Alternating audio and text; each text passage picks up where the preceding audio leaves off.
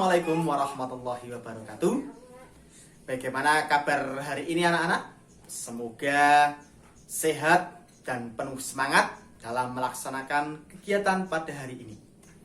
Anak-anak, hari ini kita akan belajar tema 1, subtema 1, perkembangbiakan tumbuhan.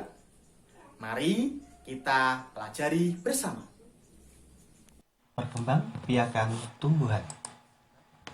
Perkembangbiakan adalah kemampuan makhluk hidup memperbanyak diri dengan menghasilkan keturunan baru.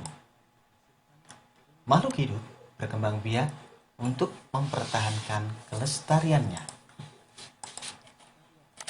Perkembangbiakan tumbuhan dibedakan menjadi 2, yaitu 1. Perkembangbiakan generatif atau secara kawin. 2. Perkembangbiakan vegetatif atau secara tidak kawin. Perkembangbiakan generatif melibatkan induk jantan dan betina. Ciri perkembangbiakan generatif pada tumbuhan adalah munculnya bunga, bagian-bagian bunga. Terdiri dari mahkota, kepala sari, benang sari, kepala putik, tangkai putik, kelopak, bakal biji, dasar bunga, tangkai bunga. Perkembangbiakan generatif pada tumbuhan didahului dengan penyerbukan. Kemudian, apa itu penyerbukan? Penyerbukan adalah peristiwa jatuhnya atau melekatnya serbuk sari ke kepala putik. Jenis-jenis penyerbukan. 1. Penyerbukan sendiri terjadi jika serbuk sari melekat di kepala putik itu sendiri. 2. Penyerbukan tangga terjadi jika serbuk sari suatu bunga jatuh di kepala putik bunga lain yang masih dalam satu tumbuhan. 3. Penyerbukan silang terjadi jika serbuk sari jatuh di kepala putik bunga tanaman berbeda tetapi masih satu jenis. 4. Penyerbukan bastar terjadi jika serbuk sari jatuh di kepala putik di bunga dari tumbuhan yang berbeda varietasnya. Setelah terjadi penyerbukan, terjadi proses pembuahan. Tumbuhan dewasa akan menghasilkan serbuk sari dan kepala putik. Kemudian akan terbentuk bulu serbuk. Dari bulu serbuk akan menuju ke bakal biji yang namanya lembaga dan sigot. Nah, dari bakal biji ini biasanya ada dalam 2, ada dagingnya. Biji kemudian dikeringkan. Setelah itu bisa ditanam kembali, maka akan menjadi kecambah menjadi tanaman kecil. Setelah tumbuh akan menjadi tumbuhan dewasa. Nah, setelah itu terus seperti itu adalah siklus tanaman yang berbuah. Kira-kira apakah masih ada yang bingung? Jika tidak, mari kita lanjut ke berikutnya.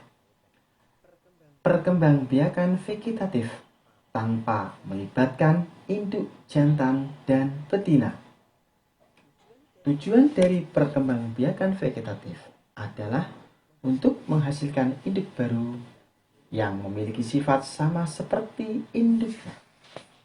Perkembangbiakan vegetatif ada 2, yaitu perkembangbiakan alami dan buatan.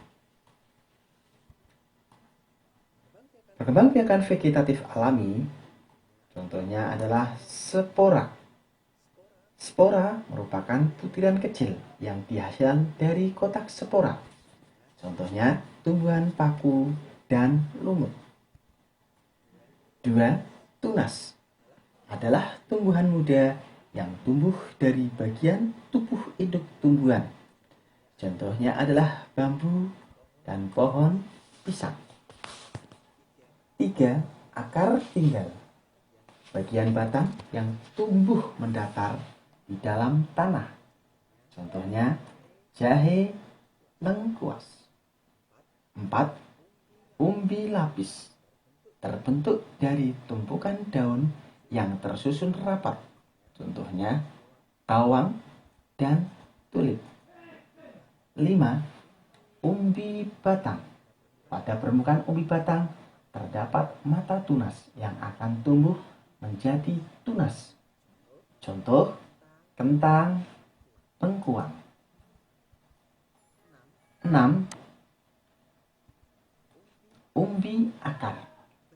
Bagian akar yang membesar karena berisi cadangan makanan. Contohnya wortel. Kemudian 7. Tunas adventif. Terdapat pada tepi daun atau akar tumbuhan. Contoh cocor bebek sukun. Dan kemudian 8. Geragih.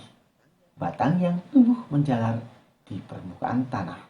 Contohnya stroberi dan pegagan. Perkembangbiakan vegetatif buatan.